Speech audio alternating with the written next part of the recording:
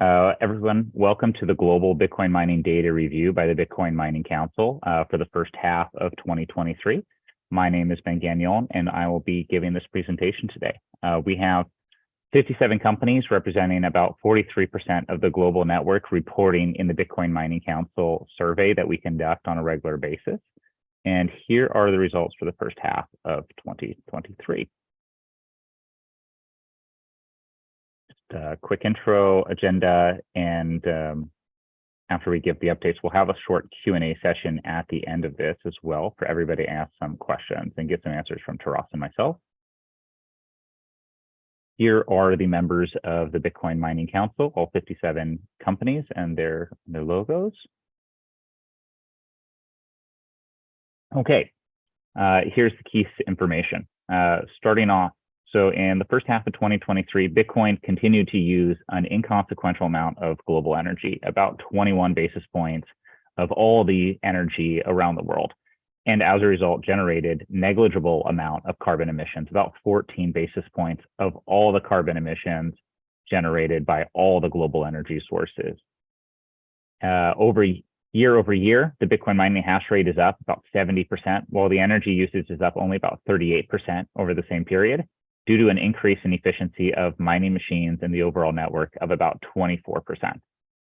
And as a result, Bitcoin remains the industry leader in sustainability with a 59.9% sustainable energy mix.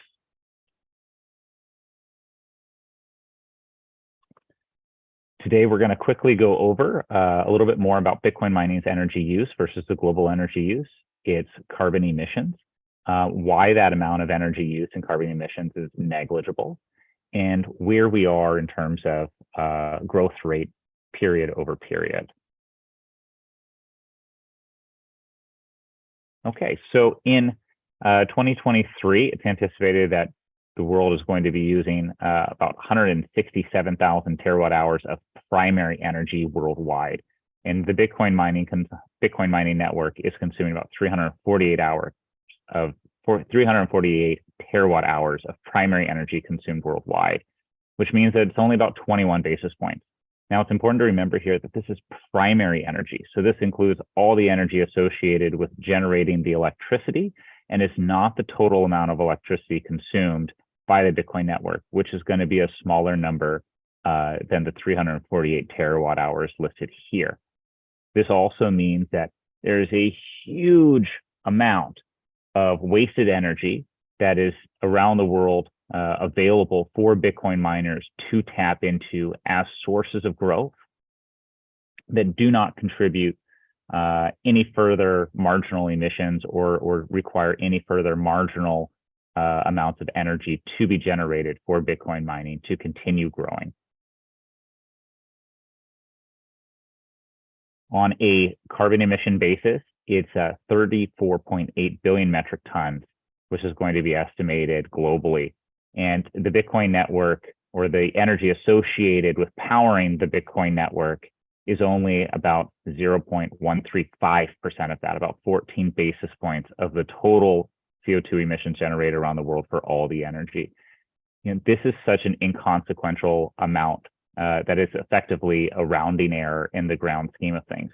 And when you take into consideration too the amount of work that companies are putting into the flare gas mining, the methane gas mining, all sorts of areas where Bitcoin mining is tapping into inefficiencies in order to recycle waste products into an energy source and into Bitcoin and into valuable streams of revenue, this number can be brought down further still.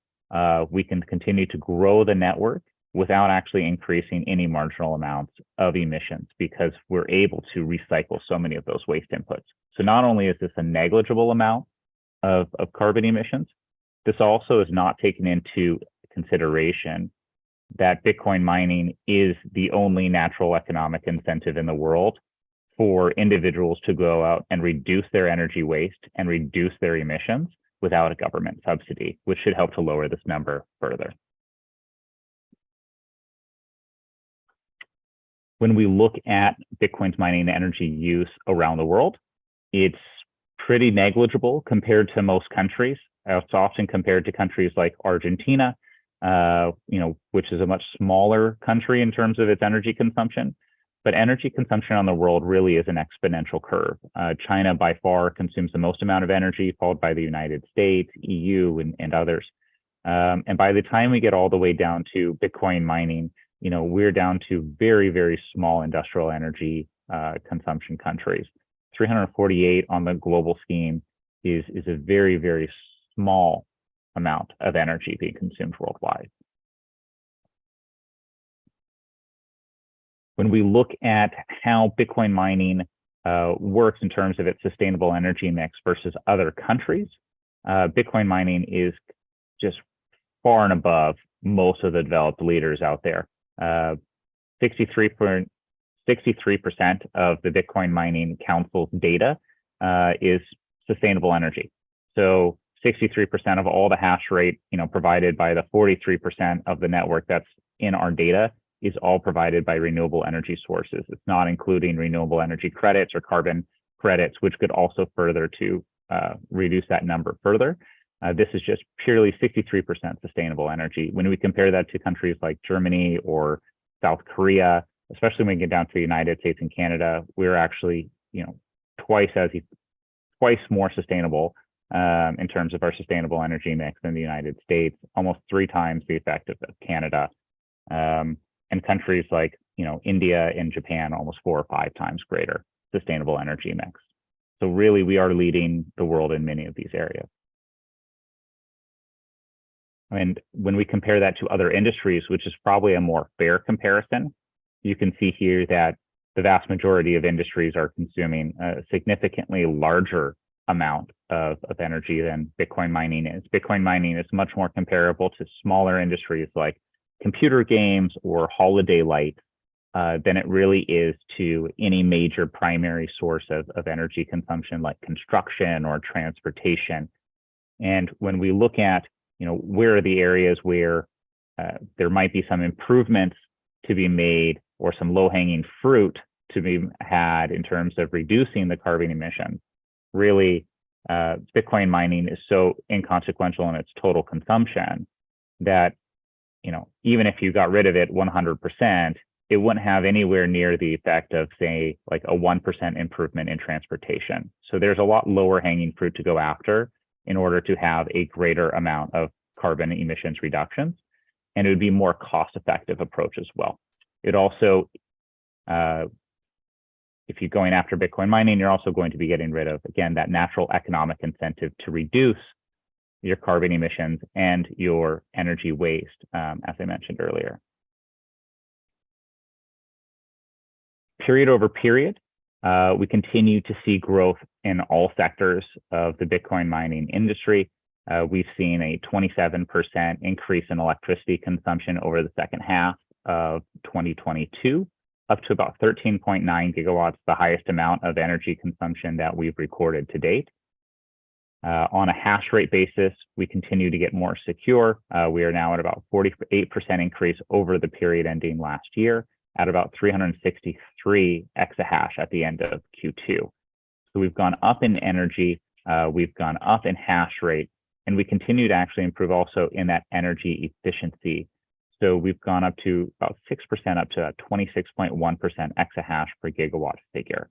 And as well as we have also had a marginal improvement in our sustainable electricity mix. So all over, everything considered, Bitcoin mining is up. It is more secure. It is consuming, more energy. It is producing more hash rate and is doing so more efficiently than ever before with more sustainable electricity sources than ever before.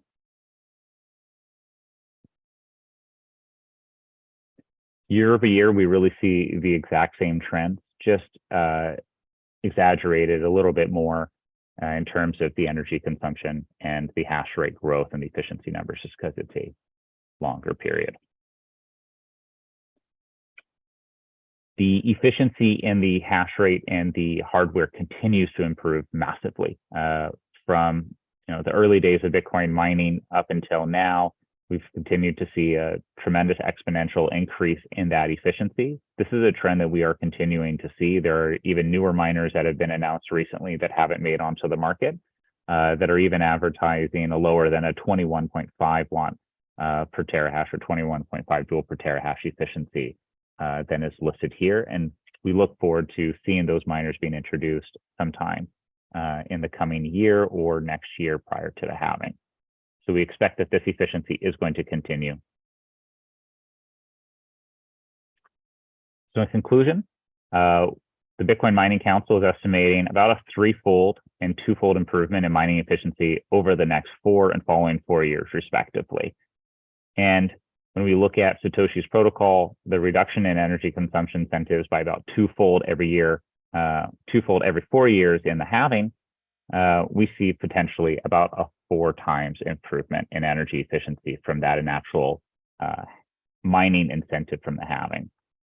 So overall, Bitcoin mining is guaranteed to be dramatically much more energy efficient in the next 8 years as we continue to go through halvings and continue to develop more and more efficient hardware, as well as more and more efficient energy sources that reutilize and reduce waste.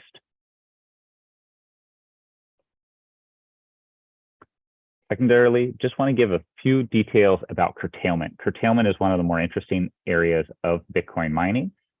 This is an area where Bitcoin mining really compares to batteries. You may have heard the concept of a Bitcoin battery.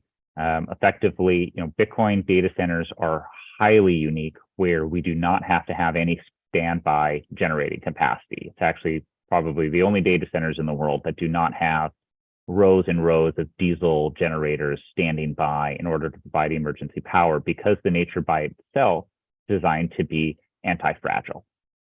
So what happens in peak energy periods is those Bitcoin miners will either reduce their energy consumption to zero or near zero, or significantly underclock their machines in order to see that power back to the grid, provide that extra supply during those periods of peak pricing that will keep the peak prices lower and make that power available to residential customers and other industrial customers. And when we look at what's happened in the first half of 2023, we see that we still had about 2.5 gigawatts in curtailment programs globally, most of that in the United States and Canada. And in the first half of 2023, we have 815 gigawatt hours of curtailment reported. Please try again. So a significant amount of gigawatt hours reported. And when you look at the total amount of curtailment or gigawatt installed that's involved in these curtailment programs, it's effectively a massive boost on the utility battery storage, which is already installed in the United States and Canada, about a 25% increase in terms of that flex capacity that's available in the grid. And lastly, just a couple of statistics on the first half of 2023. First 2 quarters of this year, we have seen a 43% increase in network growth, as well as an 84% increase in Bitcoin price, which has led to a 33% increase in hash price, or measured as USD per terahash. And so what this means is that while the Bitcoin price is increasing, the network hash rate has not increased as much as the Bitcoin price, leading to higher mining economics. With the halving coming up next year, miners are really getting ready in anticipation of the halving, and it seems like they're getting ready in anticipation of bullish price trends that they expect to be happening in the future.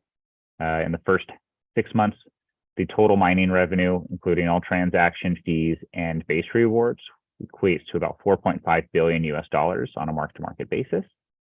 And the public miners, as mentioned, as tracked through a basket of public miners, has gone up about 185%. So the miners are going up in relation to the Bitcoin price at a higher rate than Bitcoin, anticipating those potential increases in the mining economics continuing forward. And we have mined about 168,000 Bitcoins in the previous 6 months. So that, I think, brings us to the end. Just sources and methodologies. And I think that brings us to Q&A.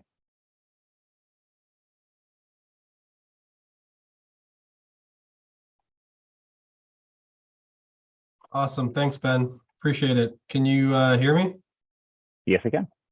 Do you want to promote the Q&A panelists? We've got 3 questions that we received that have been pre-qualified, a few from H.C. Wainwright and one from Stifel. So we can get the panelists promoted to the stage. We can go through them and probably give people some time back from the hour we've got allocated. Ross, you and I are the only panelists today. Oh, I thought we were doing Q&A with a few of the folks that we were discussing. All right. Well, the questions we've got is with the Ripple versus SEC ruling, it appears the legislative gears are spinning more rapidly. How is the BMC educating on Capitol Hill and what progress is being made? That's a great question. A lot of the BMC members have been supportive of a lot of governance and regulatory research that's been going on. One of the preeminent groups that we were working with and supporting is the Bitcoin Policy Institute out of Washington, D.C. So they're actually tasked with a plethora of research that they are focused on specifically around Bitcoin mining. So that's one of the things that we've been doing. Ben, you want to comment on anything else that is relevant right now for that? Yeah, I mean, not Capitol Hill, but in Ottawa, there's also similar effects going on in the Canadian Bitcoin mining industry, where a group of Canadian miners have formed a Bitcoin mining coalition. This happened actually last year. Educational and lobbying efforts have been ongoing for the past roughly 18 months or so. I think probably closer to 16 months. And that continues to move forward. You know, I think the reality here and the key thing to take away is that, you know, Bitcoin miners are getting a lot more organized and they're becoming a lot more sophisticated in their methods and their actions here. And when, you know, I go out and I speak with people on the Hill and I've spoken with people in Ottawa, you know, generally speaking, there's a huge amount of interest. There's just a very low amount of exposure and understanding right now. So most of the, you know, political headwinds that we're facing, I don't think are fundamental challenges. I think they're educational, you know, burdens that we need to overcome. And I think with, you know, the right effort and the right amount of outreach, I think most of those issues can be resolved pretty happily on both sides. Thanks, Ben. Next question is really, how has the BMC's reach been expanding? Any commentary to our participation on the BTC network, where it is today, where it was before? So that one's an interesting one. That's a topic that Ben and I have spent quite a bit of time on over the past few weeks as we were digesting the survey data. As we've seen almost a 6-fold increase in exahash participation by BMC members, it's pretty surprising that we're now below the 50% representation on the BTC network that we had before. And I think it's pretty clear that while a lot of the BMC members are North America focused, we do have some international folks, but that means that there's a lot of hash rate growth happening in regions that we don't have full access to yet. And that's something that I know I'm personally working on, getting some additional traction. I'll be in Europe and Asia over the next few months. Ben, I'll see you in Europe as well, obviously. And as part of that effort, we'll certainly be trying to onboard a lot more miners so that we have a truly global footprint. But there's some states where there's a lot of geopolitical instability, and Bitcoin mining can actually provide, you know, some light in the darkness, so to speak. And so anecdotally, not that Sunnyside or any of our teams here on the call participate with, but Russia's actually been a big part of growth in the BTC network. So, you know, other parts of the world that are a lot more unstable, where there's cheap power, they are certainly picking up a lot of the hash rate growth. So it's surprising, but not surprising, that while our growth on the exahash has increased massively, we're getting a smaller proportion of the BTC network. Hopefully, over the next few quarters, we get back to over 50%, but time will tell on that one. Ben, any comments on that, or? Yeah, I mean, what I would just say is that, you know, Bitcoin mining is constantly a constant changing of the guard. And that's part of what helps keeps the network secure. You know, the largest miners today were not the largest miners 5 years ago. And, you know, there's a constant reshuffling of where that hash rate is, who owns it, who's operating it. And so we should expect that number to constantly change, you know, period over period. As certain miners drop out, you know, during bear markets and new miners enter in, we should constantly expect to see that number fluctuate up and down. Thanks, and that's a good Ben. thing. Last question is on technology development and deployment. Similar to the panel I moderated at the conference at Mining Disrupt a few weeks ago, how does the BMC view the ongoing evolution of infrastructure, specifically immersion versus air-cooled, and how is it impacting operations? Ben, this one's all yours, bud. Yeah, well, I'm not going to speak for all members of the BMC because definitely we've got different strategies and different technologies that are being adopted by lots of different members here. I think the immersion technology has really, you know, taken a foothold in a lot of regions, especially in North America and the Middle East, especially those hotter regions. But, you know, air-cooled continues to dominate the space. Air-cooled miners are very simple and easy to operate. The infrastructure is very cost-effective to build in a lot of traditional areas. And, you know, in places like at least where my company operates, Bitfarms operates, you know, we don't have a huge need for, you know, immersion cooling technologies in places like Quebec. But we do, you know, are interested in that technology and seeing what we can do in terms of recycling the waste heat. So I think the most interesting part of these technologies is how can immersion and how can the new hydro mining technology really enhance miners' ability to recover waste heat and sell that or use that as an additional product. That's something that's not very easily achieved with the air-cooled mining. And I think that's going to be a huge driver of cost effectiveness rolling forward. Still very early days, I'd say, on both of those technologies. But I think over the next coming years, you're going to see greater and greater amounts of deployments in both immersion and hydro.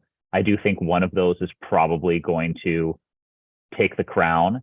I wouldn't expect that in 10 years we have, you know, an even split of immersion or hydro mining technology.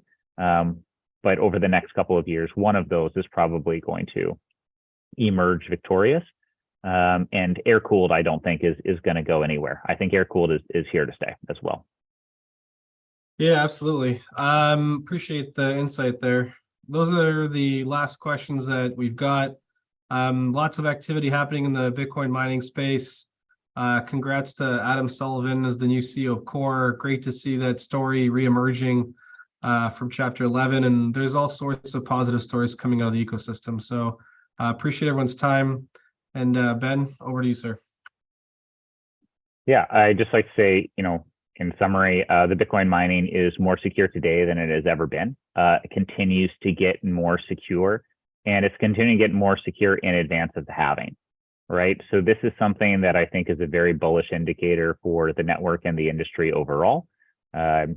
People are getting ready. People are investing in new infrastructure, new mining hardware, new equipment, and new growth in anticipation of higher prices and higher mining economics that is either going to come leading into or emerging out of the halving.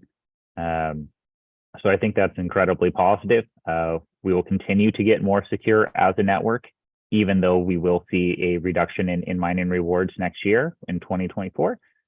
And, you know, I think the industry is very well primed to grow and continue tapping into these inefficiencies that exist all throughout the energy space in order to reduce their costs. Well, appreciate everybody tuning in. Hopefully we can get Mike Saylor back on for the next one. But thank you to everyone that's tuning in, and thank you for the support of the Bitcoin Network. Ben, great job as usual. Till next time. Thank you, everyone.